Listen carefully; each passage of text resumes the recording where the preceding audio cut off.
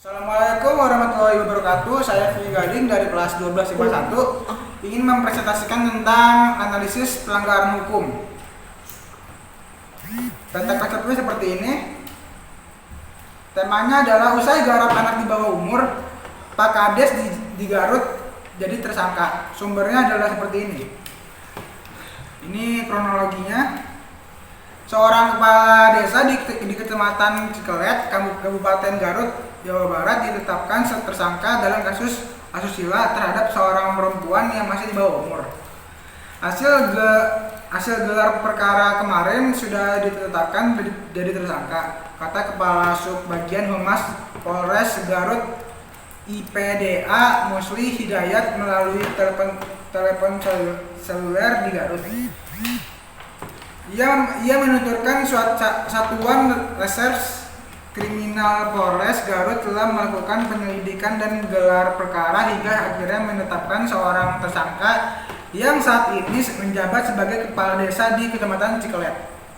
Meski sudah ditetapkan tersangka, kata Musli, polisi belum melakukan penahanan. Pihak penyidik masih melakukan pemeriksaan terhadap tersangka.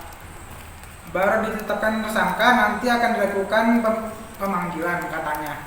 Muslim mengatakan perkembangan kasus tersebut akan disampaikan secara resmi melalui siaran pers oleh jajaran Polres di Garut. Sementara itu, kasus pidana asusila itu berawal dari adanya laporan korban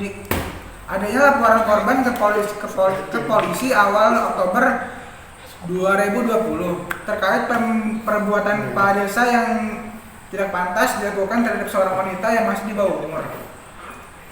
Kuasa hukum korban Muslid Nugraha mengatakan kasus itu sudah berlangsung 2 bulan dan sudah beberapa kali mendesak kepolisian untuk menuntaskan kasus tersebut. Faktor penyebabnya adalah dari kasus ini adalah dimulai dari nafsu yang tinggi dari seorang pelaku. Dengan itu mulai berani tindakan yang tidak manusiawi dan mulai kembali aksinya kembali karena tidak ketahuan siapapun. Jenis pelanggaran yang dilakukan: pemerkosaan.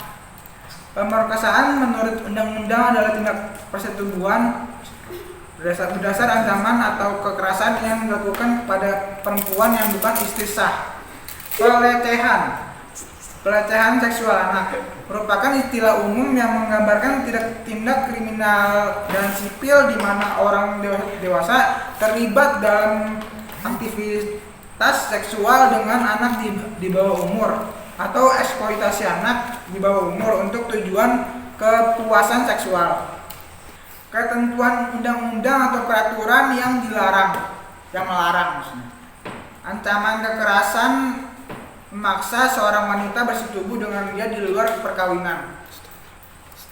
Selanjutnya adalah pelecehan seorang wanita yang masih di bawah umur. Sanksi yang diterima oleh pelaku pada pasal 81 ayat 1 Undang-Undang Nomor 23 Tahun 2002 telah digunakan batas minimal hukuman penjara yakni 3 tahun kepada pelaku penjahat pemerkosaan terhadap anak di bawah umur. Solusi agar kasus tersebut tidak terulang kembali: pertama, berhati-hati dimanapun kita berada. Yang kedua, selalu waspada dimanapun dan kapanpun. Yang ketiga, selalu menjaga anak kita jika keluar kemanapun, dan jangan titipkan anak kepada orang yang gak dikenal dan gak terlalu dekat. Sekian dan terima kasih. Wassalamualaikum warahmatullahi wabarakatuh.